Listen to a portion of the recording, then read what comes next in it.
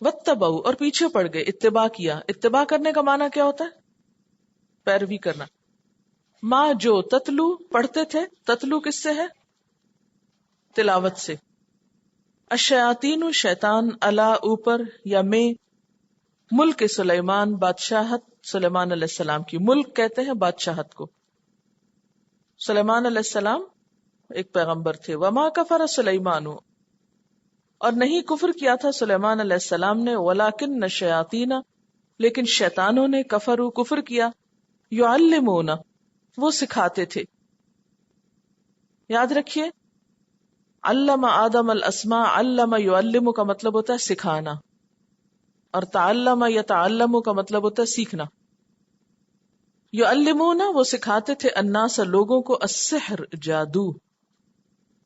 سین ہے رے، سحر لیکن زیر کے ساتھ، سحر نہیں. سحر کچھ اور ہوتا ہے، وہ صبح کے لیے استعمال ہوتا ہے، اور سحر جادو کے لیے ہوتا ہے. وما، اور جو، انزلہ اتارا گیا، علی الملکین، اوپر دو فرشتوں کے. اب آپ دیکھیے، ملک ایک فرشتے کو کہتے ہیں، ملکین دو فرشتوں کو کہتے ہیں، اور ملائکہ بہت سارے فرشتوں کو کہتے ہیں. ٹھیک ہے، ملک سنگولر، ملکین تسنیہ، اور ملائکہ جمع ہے. ٹھیک ہے. ببابل، بابل کے شہر میں. موجودہ زمانے میں یہ عراق کا شہر کوفہ ہے. ہاروت و ماروت، ہاروت اور ماروت یہ دو فرشتوں کا نام تھا. وما یعلمان، اور نہیں وہ سکھاتے تھے، من احدن، کسی ایک کو، کسی کو نہیں سکھاتے تھے، حتی یہاں تک کہ یقولا، وہ دونوں کہتے تھے. اب یقولا کیوں کہا؟ اگر یقولو ہوتا تو ایک کہتا تھا، یقولا جب لمبا کیا تو دو کا معنی ہو گیا. حتی یقولا، یہاں تک کہ وہ دونوں کہتے، انما بے شک، نحن ہم، فتنتن، فتنہ ہے، آزمائش ہے. فتنہ کس کو کہتے ہیں؟ فتنہ ہوتا ہے آزمائش. فلا تکفر، تو نہ تم کفر کرو. فیتعلمون، تو وہ سیکھتے تھے، منہما، ان دونوں سے، ما جو، یفرقون، جدائی ڈال دیتے، بہی، ساتھ اس کے، بین المرء، درمیان شوہر کے، وزوجہ، اور اس کی بیوی کے. اب یہاں پر آپ دیکھ رہے ہیں نا، زوج کا مطلب بیوی آ رہا ہے. وما ہم، اور نہیں وہ، بدارین، نقصان دینے والے. روٹ ہے دواد رے رے. بہی، ساتھ اس کے، من احدن، کسی ایک کو، اللہ، مگر، باذن اللہ، اللہ کے اذن سے. ویتعلمون، اور وہ سیکھتے تھے، ما یضرہم، جو ان کو نقصان دیتا، ولا ینفعہم، اور ان کو فائدہ نہ دیتا. وَلَقَدْ عَلِمُوا، اور البتہ تحقیق انہوں نے جان لیا، علم حاصل کر لیا. کس بات کا؟ لمن اشتراہ، البتہ جو بھی خریدے گا اس کو. کیونکہ شراء کا مطلب خریدنا اور بیچنا دونوں ہوتے ہیں، اس لیے کہیں بیچنا آ رہا ہے، کہیں خریدنا آ رہا ہے. البتہ جو بھی خریدے گا اس کو، مالہ، نہیں اس کے لیے، فی الآخرت، آخرت میں، من خلاق، کوئی حصہ. خلاق، خے لام قاف اس کا روٹ ہے. وَلَبِئْسَ، اور البتہ کتنا برا ہے، ما جو، شرو انہوں نے بیچا، بھی ساتھ اس کے، انفسہم اپنے نفسوں کو، لو کانوا یعلمون، کاش وہ جانتے ہوتے، ان کو معلوم ہوتا، ان کو علم ہوتا. وَاتَّبَعُوا مَا تَتْلُو الشَّيَاطِينُ عَلَى مُلْكِ سُلَيْمَانَ، ان کی کتاب کے پیچھے پھینکنے کی ایک وجہ یہ بھی تھی کہ یہ جادو وغیرہ کے پیچھے پڑ گئے تھے، کچھ اور چیزوں میں دلچسپی لینے لگے تھے. اللہ کا کلام حقیقت میں انسان کو عمل کی طرف بلاتا ہے، لیکن جب کسی قوم پہ زوال آتا ہے تو اس کے لوگ کلام کو پڑھنے کی بجائے، اس کا علم حاصل کرنے کی بجائے، اسے دوسری چیزوں میں استعمال کرنے لگتے ہیں. اور وہ کیا ہوتا ہے؟ اس سے جادو وغیرہ کا کام لیتے ہیں. انہوں نے بھی یہی کیا. وَاتَّبَعُوا، اور پیچھے پڑ گئے، پڑھنے لگے، مَا تَتْلُو الشَّيَاطِينُ، جو شیاطین پڑھا کرتے تھے. کب؟ علی ملک سلیمان، سلیمان علیہ السلام کی حکومت میں. اب ہوا یہ تھا کہ حضرت سلیمان علیہ السلام کے دور میں ان کو بہت عروج تھا، بہت ترقی ہو گئی تھی. تو انہوں نے کیا کیا؟ اللہ کی کتاب کی طرف توجہ دینے کی بجائے جادو، ٹونے ٹوٹکے اور اس قسم کے دوسرے شغل اختیار کر لیے. حضرت سلیمان علیہ السلام نے جب یہ دیکھا کہ لوگ ان چیزوں کے پیچھے پڑ گئے ہیں، اللہ کی کتاب چھوڑ کے جادو کی کتابیں پڑھنے لگ گئے ہیں، تو انہوں نے وہ کتابیں اکٹھی کی اور ان کو ایک طرف ڈال دیا. جب وہ بعد میں فوت ہوئے اور وہ رکھی ہوئی یا چھپائی ہوئی کتابیں پھر نکل آئیں، تو انہوں نے کیا مشہور کر دیا کہ سلیمان علیہ السلام اللہ کے پیغمبر نہیں تھے، ان کی حکومت تو جادو کے زور پہ چلتی تھی. حالانکہ سلیمان علیہ السلام نے جادو کے کلا کما کرنے کے لیے وہ سب کتابیں چھپا دی تھی، وہ کتابیں جو جادو سکھانے والی کتابیں تھی. اور جب بعد میں وہ کتابیں نکلی تو انہوں نے الٹا انہی پہ الزام لگا دیا، کیونکہ حضرت سلیمان علیہ السلام نے جنات کو قابو کیا ہوا تھا نا، اور ان سے بہت سخت کام لیتے تھے. قرآن پاک میں آگے اس کی بہت تفصیلات آتی ہیں کہ بڑی بڑی انہوں نے دیگیں بنائی اور بڑے بڑے محلات بنائے اور بڑی بڑی عمارتیں بنائیں، بہت سے کام ان سے لیے تھے. تو بنی اسرائیل نے کیا مشہور کر دیا کہ سلیمان علیہ السلام جادو کے زور سے یہ سب کام کرواتے تھے. اللہ تعالیٰ فرماتے ہیں وما کفر سلیمان، سلیمان علیہ السلام نے کفر نہیں کیا تھا. یہاں کفر سے مراد کیا ہے؟ جادو. ولیکن الشیاطین کفروا، لیکن شیطانوں نے کفر کیا تھا. یعلمون الناس السحر، وہ لوگوں کو جادو سکھاتے تھے. کب کی بات ہے یہ؟ حضرت سلیمان کے دور کی بات ہے. وما انزل علی الملکین، اور جو اتارا گیا تھا اوپر دو فرشتوں کے. کہاں پر؟ ببابل، بابل کے شہر میں، یعنی کوفہ میں. فرشتوں کا نام کیا تھا؟ ہاروت و ماروت، ہاروت اور ماروت. اب ان کی مزید آزمائش ہوئی. ان کو منع کیا گیا تھا کہ جادو نہ سیکھو، لیکن ان کی آزمائش کے لیے اللہ تعالیٰ نے دو فرشتے اتارے شہر میں جو لوگوں کو جادو سکھاتے تھے. وما یعلمان، اور وہ نہیں سکھاتے تھے من احد، کسی کو، حتی یقولا، یہاں تک کہ وہ دونوں کہتے انما نحن فتنۃ، کہ ہم تو آزمائش کے لیے ہیں.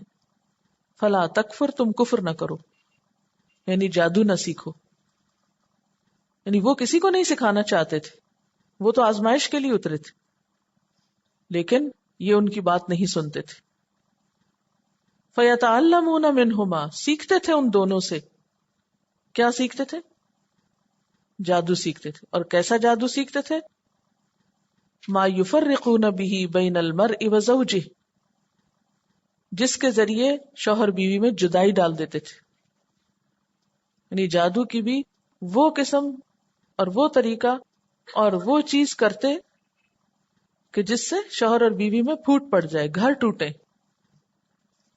اچھا، یہ جو بنی اسرائیل کے لوگ کیا کرتے تھے کہ میاں بیوی کے درمیان جدائی ڈالتے تھے، تو یہ ایک خاص شیطانی عمل ہے. حضرت جابر رضی اللہ تعالیٰ عنہ کہتے ہیں کہ آپ صلی اللہ علیہ وسلم نے فرمایا ابلیس اپنا عرش پانی پر رکھتا ہے، پھر اپنی فوجیں ادھر ادھر بھیج دیتا ہے. آپ کو یاد ہوگا میں نے جب حضرت آدم علیہ السلام کا واقعہ آپ کو سنایا تھا تو اس وقت یہ بتایا تھا کہ اس زمین پر انسانوں سے پہلے جنات بستے تھے.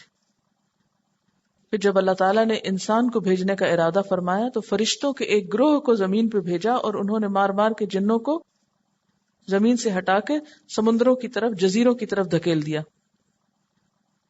تو اب شیاطین کا دربار کہاں لگتا ہے؟ پانی پر.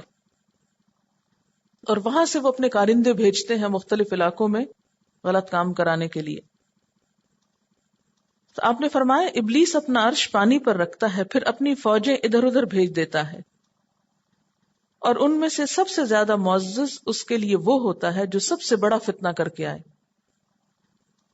یعنی ابلیس اس سے سب سے بڑھ کے خوش ہوتا ہے جو سب سے بڑا گناہ کر کے آئے. چنانچہ ایک آتا ہے اور آ کر اسے بتاتا ہے کہ میں نے فلاں فلاں کام کیا. تو ابلیس اسے کہتا ہے تم نے کچھ بھی نہیں کیا. پھر ایک اور آتا ہے اور کہتا ہے میں نے آج فلاں آدمی کو اس وقت تک نہیں چھوڑا جب تک اس کے اور اس کی بیوی کے درمیان جدائی نہیں ڈال دی. تو ابلیس اسے اپنے قریب کر لیتا ہے. ایک اور روایت کے مطابق اسے اپنے گلے سے لگا لیتا ہے. پھر اسے مخاطب ہو کر کہتا ہے کہ تم بہت اچھے ہو. اور ایک اور روایت میں آتا ہے کہ اس کو تاج پہناتا ہے. سب سے اچھا کام تم نے کیا ہے جو میاں بیوی کو لڑا کے آئے ہو. تو اس قسم کو سحر تفریق کہا جاتا ہے. اور اس میں سب سے اہم ہوتا ہے شوہر اور بیوی میں جدائی ڈالنا، لیکن بسا اوقات دوسرے رشتوں میں بھی جدائی ڈالنے کے لیے استعمال ہوتا ہے. مثلا ماں اور بیٹے کے درمیان، باپ بیٹے کے درمیان، دو بھائیوں کے درمیان، دو دوستوں کے درمیان، دو شریکوں کے درمیان بھی جدائی ڈالی جاتی. اس کی علامت کیا ہوتی ہے؟ جیسے ہر بیمار کی کچھ علامتیں ہوتی ہیں نا، سمٹمز ہوتی. اس کی علامت یہ ہوتی ہے کہ محبت اچانک نفرت میں بدل جاتی ہے وداؤٹ اینی ریزن. کوئی وجہ نہیں پتا ہوتی. اچھی بھلی زندگی گزر رہی تھی کہ یکایک ایک دوسرے سے لڑائی جھگڑے شروع ہو گئے.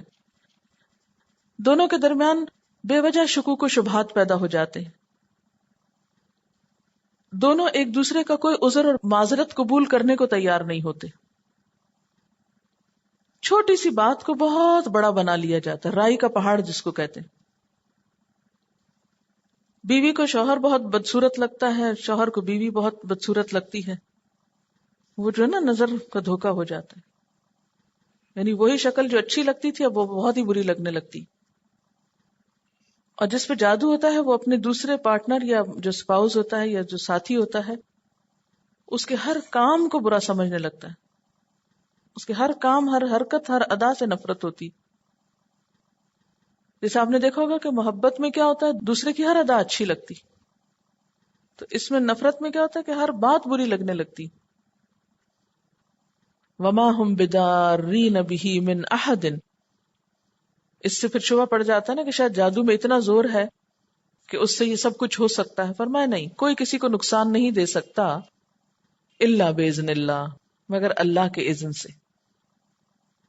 یعنی جادو میں کوئی طاقت نہیں، کوئی قوت نہیں. کسی کا نفع نقصان جادو کے بل پر نہیں کیا جا سکتا جب تک کہ اللہ کا اذن نہ ہو.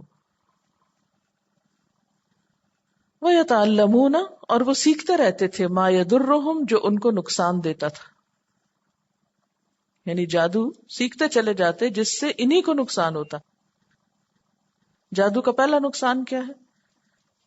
ایمان جاتا رہتا ہے. پھر نقصان کیا ہے کہ انسان جب کسی کو تکلیف دیتا ہے، کسی کو نقصان دیتا ہے تو اس کا اپنا نقصان ہوتا ہے. جو شخص کسی پہ جادو کرتا ہے اس کے لیے دلوں میں نفرت پائی جاتی، پھر اس کی آخرت برباد ہوتی. اور خاص طور پر چونکہ یہ گھر توڑتے تھے تو جس معاشرے میں گھر ٹوٹنے لگے وہاں کس قدر بے چینی اور کس قدر پریشانی ہو سکتی. فرمایا کہ جادو کے ذریعے کام بھی کیا لے رہے تھے؟ گھر توڑنے کا. اور اس کا الٹیمیٹ ریزلٹ انہیں خود دیکھنا پڑ رہا تھا کہ انہی کو نقصان ہو رہا تھا، انہی کی قوم اور انہی کی نسل تباہ و برباد ہو رہی تھی. وَلَا يَنْفَعُهُمْ، اور ان کو فائدہ نہ دیتا تھا وہ. وَلَقَدْ عَلِمُوا، اور البتہ تحقیق انہوں نے جان لیا تھا.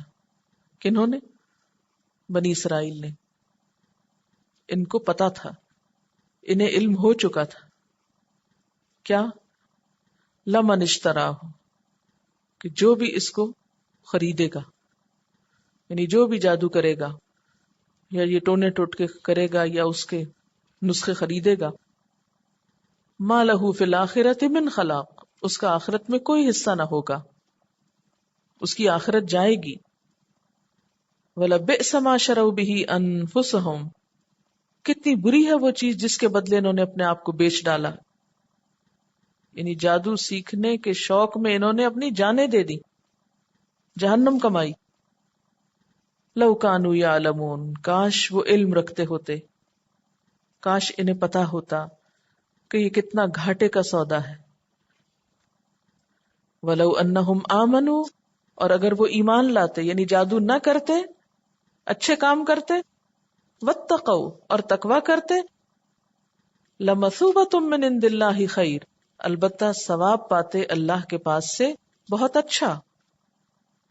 یعنی جادو چھوڑ کر یہ ایمان اور تقوی کی راہ اختیار کرتے تو ان کو بہت کچھ مل جاتا. جادو سے کیا ملا؟ نقصان ہی نقصان. لو کانوا یعلمون، کاش وہ علم رکھتے ہوتے. اب آپ یہ دیکھ رہے ہیں 2 دفعہ آیا ہے لو کانوا یعلمون، لو کانوا یعلمون، کاش انہیں علم ہوتا، کاش انہیں علم ہوتا. کیا واقعی علم نہیں تھا؟ کیا نہیں جانتے تھے؟ جانتے تھے. پھر اللہ تعالیٰ کیوں فرما رہے ہیں کاش انہیں علم ہوتا؟ اس سے کیا پتہ چلتا ہے؟ اصل علم کون سا ہوتا ہے؟ جس پر عمل ہو. جس علم پر عمل نہ ہو وہ علم علم ہی نہیں. یعنی علم صرف انفارمیشن اکٹھی کرنے کا نام نہیں ہے، بلکہ علم دراصل کیا ہے؟ عمل کرنے کا نام. اسی لیے اللہ تعالیٰ فرماتے ہیں کاش انہیں علم ہوتا کہ ان کے ساتھ ہونے والا کیا ہے.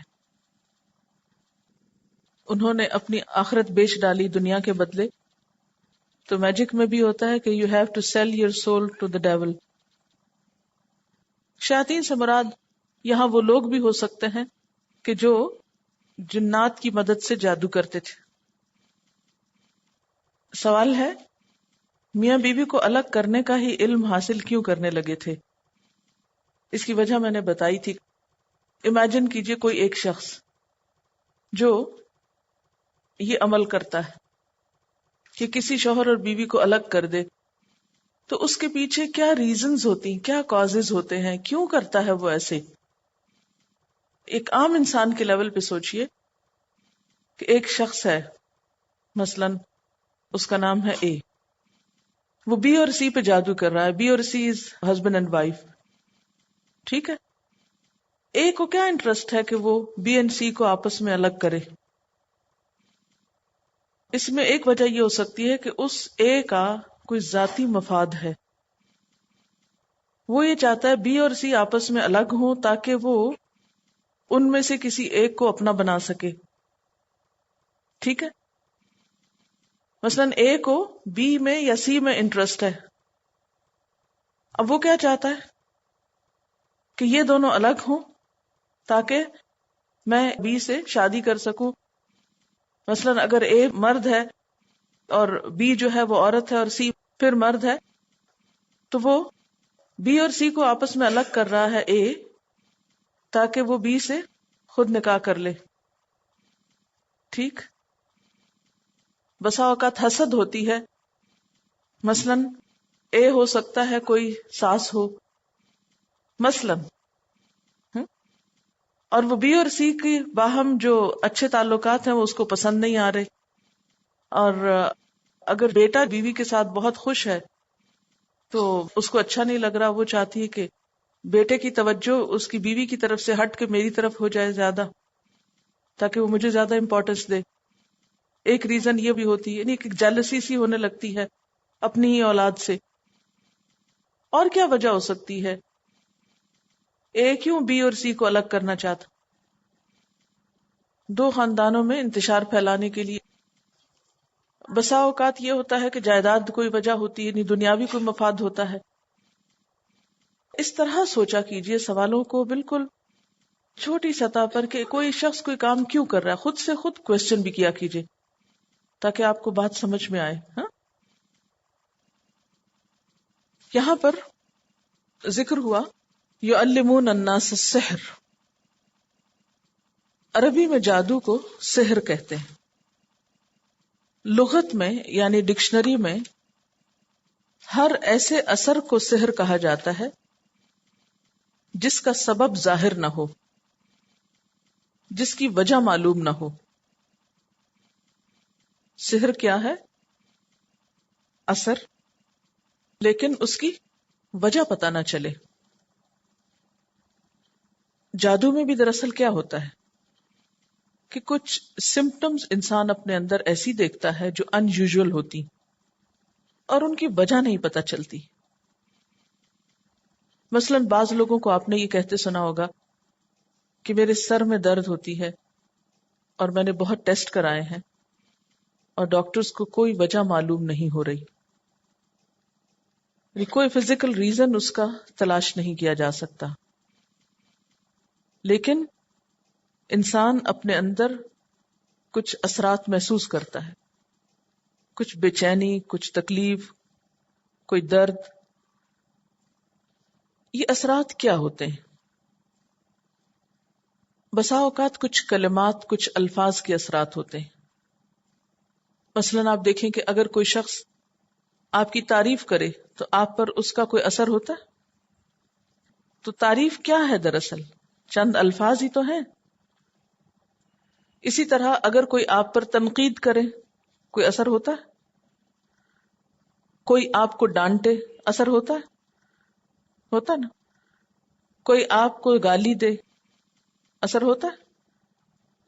تو گالی کیا ہے؟ ایک لفظ ہی تو ہے. الفاظ کے اثرات ہوتے ہیں. پھر آپ نے دیکھا ہوگا کہ ایک بات جو ایک دفعہ کہی جاتی ہے اس کا اثر کچھ اور ہوتا ہے، ایک بات جو بار بار کہی جائے اس کا اثر کچھ اور ہوتا ہے، اور کچھ الفاظ جن کو بسا اوقات سینکڑوں یا ہزاروں دفعہ پڑھا جاتا ہے، چلا کاٹا جاتا ہے، تو ان الفاظ کے پھر اثرات کچھ اور طرح ہوتے ہیں. سحر جو ہے اس میں بسا اوقات الفاظ کا سہارا لیا جاتا ہے، انہیں یا تو لکھا جاتا ہے یا پڑھا جاتا ہے ریپیٹڈلی. سحر جو ہوتا ہے وہ غیر محسوس اثرات کا نام ہوتا ہے نا. جس طرح مادی چیزیں ہوتی ہیں نا، مثلا مادی چیز سے مراد کیا ہے؟ یہ ایک بک ہے، تو اس کو اگر یہاں مارے تو کیا ہوتا ہے؟ فیلنگ آتی ہے نا، اثر ہوتا ہے. کیوں؟ اس لیے کہ یہ ہاتھ بھی مادی ہے، ہمارا جسم کیا ہے؟ مادی. اس کے اوپر جب کوئی مادی چیز آ کے ٹکراتی ہے تو درد ہوتی ہے ہاتھ کو، ٹھیک ہے نا. اسی طرح ہمارے جسم کے اندر روح ہے، تو جو روح ہے اس پر غیر مادی یا مانوی چیزیں اثر کرتی ہیں. مانوی چیزیں کیا ہیں؟ جیسے الفاظ یا آواز. لفظ جو ہوتا ہے ورڈ، یہ مادی چیز تو نہیں ہے نا. مثلا میں کہوں بات، کہاں ہے؟ پکڑ کے لائیں بات کو. کلمہ پکڑ سکتے ہیں کلمے کو؟ نہیں پکڑ سکتے نا. تو جو کلمہ ہے وہ غیر مادی چیز ہے، ٹھیک ہے، یا مانوی چیز ہے. اب یہ بھی اپنا ایک اثر رکھتا ہے، جیسے اچھی نیوز کا اثر ہوتا ہے، بری نیوز کا اثر ہوتا ہے نا. تو وہ بری نیوز کیا ہے؟ پکڑ سکتے ہیں آپ اس کو؟ تو اس کا اثر ہے نا. وہ کہاں ہوتا ہے؟ کس پہ؟ آپ کے دل پہ، آپ کی روح پہ. تو اس بات سے انکار نہیں کر سکتے آپ کہ مادی چیزوں کا اثر مادہ پہ ہوتا ہے اور روحانی چیزوں کا اثر روح پہ ہوتا ہے.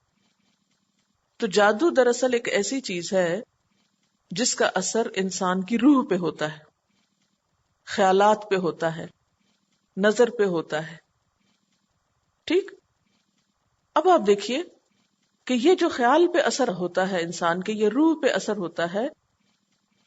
تو یہ روح کس کے اندر رکھی ہوئی ہے؟ اللہ تعالیٰ نے جسم کے اندر رکھی ہوئی ہے نا.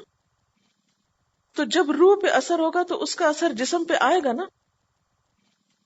اور یہ وائس ورسا ہوتا ہے. کیسے؟ مثلاً کاپی آپ نے اپنے ہاتھ پہ اگر ماری تو لگائی جسم پہ، لیکن اثر روح پہ گیا نا. اسی طرح جب کوئی چیز روح پہ پڑتی ہے تو اس کا اثر جسم پر بھی آتا ہے. ٹھیک. بعض ایسے اثرات کے ذریعے انسان کی روح کو اس حد تک مفلوج کر دیا جاتا ہے کہ انسان پھر سروائیو نہیں کر سکتا. یعنی جادو ہو یا جنات ہو، ان کے اثر سے جب روح بیمار ہوتی ہے تو روح چونکہ جسم میں گندھی ہوئی ہے، جسم میں جڑی ہوئی ہے، تو جسم پہ لازمی اثر پڑتا ہے. اور بعض بیماریوں کی کاز روحانی ہوتی ہے، اثر جسمانی ہوتا ہے. جسے بتایا تھا نا درد ہو رہی ہے، سمجھ نہیں آ رہی، سارے ٹیسٹ کلیئر ہیں، کچھ نہیں ہے جسم میں، لیکن پھر بھی بیمار ہے. تو وہ کیا چیز ہے؟ وہ روح ہے. ٹھیک ہے. تو جب جسم پہ کچھ زد پڑتی ہے تو اس کا اثر روح پہ جاتا ہے، روح پہ پڑتی ہے تو اس کا اثر جسم پہ جاتا ہے، کیونکہ دونوں جڑے ہوئے ہیں ساتھ ساتھ. نبی صلی اللہ علیہ وسلم نے فرمایا ہے کہ ان من البیان لسحر، بعض بیان، بعض کلمات، بعض الفاظ، بعض سپیچ جادو کا اثر رکھتی. تو خصوصاً شعر و شاعری جو ہے اس کا اثر ایسے ہی ہوتا ہے جیسے جادو کا اثر ہوتا ہے.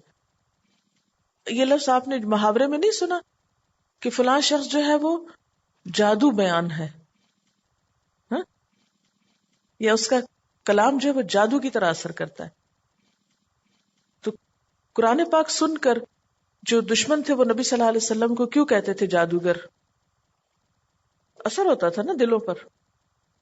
ٹھیک ہے. اسی طرح جادو میں بسا اوقات جنات اور شیاطین سے مدد لی جاتی، ان کے ذریعے اثرات ڈالے جاتے.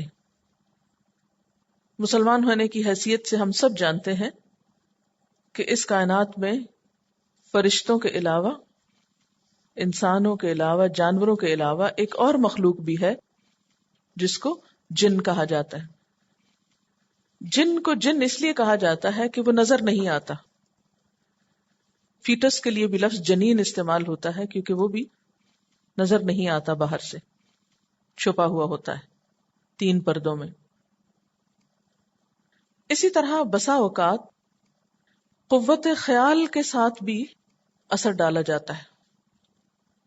مثلا مسمرزم جسے آپ کہتے ہیں، یا ہپنوٹائز کرنا یا برین واش کرنا، یعنی آپ کو ایک بات کا بار بار احساس دلایا جاتا ہے. اسی طرح خیالات کے ذریعے، یعنی کسی بھی شخص کے بارے میں آپ امیجن کریں، آپ اس کے بارے میں سوچیں اور اپنی پوری توجہ اس پہ فوکس کر دیں، تو کیا ہوگا کہ وہ شخص آپ کے بارے میں سوچنا شروع کر دے گا، یا یہ کہ اس کے دل میں آپ کا خیال آنے لگے گا. محبت کو بھی جادو سے تشبیہ دی جاتی ہے نا، تو اس میں بھی کیا ہوتا ہے بنیادی طور پر ایک شخص دوسرے کے بارے میں سوچتا ہے اور وہ سوچ اتنی فوکسڈ ہوتی ہے کہ دوسرے کو بھی اس کا خیال آنے لگتا ہے، وہ بھی دوسرے کے بارے میں سوچنے لگتا ہے جو اس کے بارے میں سوچ رہا ہوتا ہے. پھر اسی طرح اثرات جو ہوتے ہیں وہ آپ نے دیکھا ہوگا کہ بعض مادی چیزوں کے بھی ہوتے ہیں. مثال کے طور پر آپ دیکھیں کہ لوہا ہے اور لوہے ہی کی ایک قسم ہے مقناطیس، میگنیٹ. تو ان دونوں میں فرق کیا ہے؟ شکل و صورت میں کوئی فرق ہے، لیکن ایک کے اندر کیا ہے؟ کوئی کشش نہیں، اور دوسرے کے اندر ایک کشش ہے. تو اس کشش کو آپ کس طرح ڈیفائن کریں گے؟ اس کو کہاں سے نکالیں گے اس کے اندر سے؟ اور کس کو کھینچ رہی ہے وہ کشش؟ صرف لوہے کو ہی کھینچ رہی ہے. یعنی مقناطیس کو اگر آپ پتھر پر رکھیں کوئی اثر نہیں، لیکن اگر آپ لوہے پر رکھیں تو اثر ہوتا ہے. اسی لیے آپ نے دیکھا ہوگا کہ بعض ایسے غیر محسوس اثرات جو ہیں کچھ لوگوں پر تو ہوتے ہیں اور کچھ کو کوئی اثر نہیں ہوتا. ٹھیک ہے. جیسے میگنیٹ لوہے پر تو اثر انداز ہوتا ہے لیکن پتھر پر نہیں ہوتا. کچھ لوگ جو بہت اسٹرانگ ول پاور رکھتے ہیں ان پر دوسروں کے خیالات، دوسروں کے جذبات، دوسروں کی نگاہیں اور دوسروں کے ایسے الفاظ یا کلام اثر نہیں کرتا. کچھ لوگوں کے اوپر فوری طور پہ کر جاتا ہے. تو گویا سحر کیا ہوا؟ ہر وہ چیز سحر ہے جس میں شیاطین کو خوش کر کے ان کی مدد حاصل کی گئی ہو یا غیر محسوس قسم کے اثرات دوسرے پہ ڈالے گئے ہوں، خواہ وہ جنات کے ذریعے، خواہ وہ خیال کے ذریعے، خواہ وہ کلمات کے ذریعے یا کسی اور طریقے سے. اب اس کی چند قسموں کے اوپر بات کروں گی. اس کی ایک قسم ہوتی ہے نظر بندی. جیسے بعض اوقات کچھ شعبدہ باز جو ہوتے ہیں اپنے ہاتھ کی چالاکی سے ایسا کام کرتے ہیں کہ عام لوگوں کی نظر اس کو دیکھ نہیں سکتی.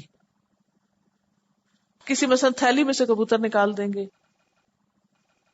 ایک شعبدہ باز نے ایک ہیلی کاپٹر کو غائب کیا جبکہ پورے مووی کیمریز لگے ہوئے تھے اور ایک ایک چیز کو ریکارڈ کر رہے تھے، لیکن وہ لوگوں کی نگاہوں سے اوجھل کر دیا اس نے. یہ جسے زندہ مرغی کی گردن الگ کر کے وہ کسی کو دکھا رہے تو مرغی نیچے زندہ تھی ابھی اور گردن الگ کسی کو دکھائی جا رہی تھی. یہ ایک بچے کو ایک تھیلی میں رسیوں کے ساتھ باندھا، اوپر چادر ڈالی تو دیکھا تھوڑی دیر کے بعد وہ بچہ جو ہے وہ کرسی پہ بیٹھا ہوا تھا. یہ چھوٹے چھوٹے پیپرز کے پیسز کھا کے اور بہت بڑا سا کاغذ باہر نکالا. یہ جسے ہاتھ کے اندر سے کوئی رومال نکال لیا، اور بسا اوقات کسی چیز میں ایک بچے کو ڈالا تو دوسری طرف سے مرغا نکالا، یعنی ظاہر میں کچھ اور تھوڑی دیر میں کچھ اور تبدیل. بہت سارے تو ٹرکس ہوتے ہیں، لیکن کچھ چیزیں ایسی ہیں کہ جو نظر بندی کہلاتی ہیں، اور اس کا ذکر قرآن پاک میں بھی ہے. یعنی جادوگر ایک ایسا خیال ڈالتا ہے لوگوں کے ذہنوں پر کہ جس سے انہیں اشیاء کی حقیقت کچھ اور نظر آنے لگتی ہے. مثلا جب موسیٰ علیہ السلام کا مقابلہ فرعون کے جادوگروں کے ساتھ ہوا تو انہوں نے کیا دیکھا؟ موسیٰ علیہ السلام نے کہ جادوگر جو بھی رسیاں اور لاٹھیاں لائے وہ ساری کی ساری سانپوں میں تبدیل ہو گئی. اس کے بارے میں قرآن پاک میں آتا ہے سحروا اعین الناس، انہوں نے لوگوں کی آنکھوں کو مسحور کر دیا، یعنی نظر بندی کر دی. پھر اس میں نظر بندی کے علاوہ خیال پر اس طرح اثر انداز ہو جاتا ہے ایک شخص کہ چیز کچھ سے کچھ نظر آنے لگتی، یعنی قوت خیال سے کام لیا جاتا ہے. ٹیلی پیتھی کا بھی آپ نے سنا ہوگا کہ آپ خیالات کے ذریعے دوسرے کو میسج بھیجتے ہیں کہ وہ آپ کی طرف متوجہ ہو. تو ہپناٹائز کر کے بسا اوقات دوسرے کے ذہن پہ ایسا اثر ڈالا جاتا ہے کہ وہ کسی بھی چیز کے بارے میں اپنی رائے تبدیل کر دیتا ہے. یہ بھی سحر کہلاتا ہے. اس کے بارے میں بھی قرآن پاک میں آتا ہے یخیل الیہ من سحرہم انہا تسعی، ان کے سحر سے موسیٰ علیہ السلام کے خیال میں یہ بات آنے لگی کہ یہ رسیوں کے سانپ دوڑ رہے ہیں. یخیل الیہ لفظی ترجمہ آپ دیکھیے، خیال ڈالا گیا اس کی طرف. کس کی طرف؟ موسیٰ علیہ السلام کی طرف. یعنی موسیٰ علیہ السلام کا خیال تبدیل ہو گیا. کس وجہ سے؟ من سحرہم، ان کے سحر کی وجہ سے. اور انہیں کیا محسوس ہونے لگا؟ انہا تسعی، کہ گویا یہ رسیاں اور لاٹھیاں دوڑ رہی ہیں. تو پھر سحر کیا ہوتا ہے؟ کسی کے خیال پر اثر انداز ہو جانا، اس کی سوچ کو بدل دینا. اب یہ جو شوہر اور بیوی کے درمیان جدائی ڈالتے تھے نا، تو اس میں کیا کیا کرتے تھے دراصل کہ شوہر کے دل پر بیوی کے خلاف خیال ڈال دیتے، یا بیوی کے دل میں شوہر کے خلاف خیال ڈال دیتے، جس سے شوہر اور بیوی میں نفرت ہو جاتی اور آپس میں ان کی لڑائی ہو جاتی اور وہ ایک دوسرے سے کٹ جاتے. اور پھر بسا اوقات جو یہ کام کرتا تھا کہ کسی عورت کو اس کے شوہر سے متنفر کرتا، وہ اسی عورت کے دل میں اپنا خیال ڈالتا کہ عورت اس کی طرح متوجہ ہو جائے. تو بعض اوقات یہ بھی ہوتا ہے کہ کچھ لوگ ایسے عمل کرواتے ہیں کہ کسی لڑکی کو یا کسی لڑکے کو اس جادو یا سحر کے اثر سے اپنی طرف متوجہ کر لیتے ہیں. آپ نے بسا اوقات سنا ہوگا کہ ایک بچی بہت اچھی، بہت نیک، بہت شریف، اچانک ہی اس کو کیا ہوتا ہے، وہ کسی لڑکے کے سحر میں گرفتار ہو جاتی، پھر وہ ماں باپ کے ساتھ بدتمیزی کرنے لگتی ہے. اس کے اندر یوں لگتا ہے جیسے کوئی شیطان آ گیا ہو. اسے ماں باپ کی عزت کی پرواہ نہیں ہوتی، کسی کی نہیں.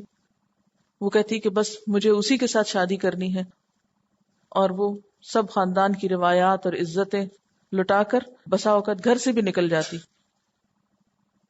حالانکہ سب کیا کہتے ہیں، وہ ایسی تھی نہیں، وہ ایسی ہے نہیں، یوں لگتا ہے اس کے اندر کوئی شیطان آ گیا ہے. تو بسا اوقات ایسے کام بھی کیے جاتے ہیں، اور بنی اسرائیل میں ایسے کام بہت ہو رہے تھے. پھر اسی طرح یہ بھی ہوتا ہے بسا اوقات کہ کسی چیز کی حقیقت بدل دی جاتی، جیسے ابھی بات ہوئی نا شعبدہ بازی کے ذریعے.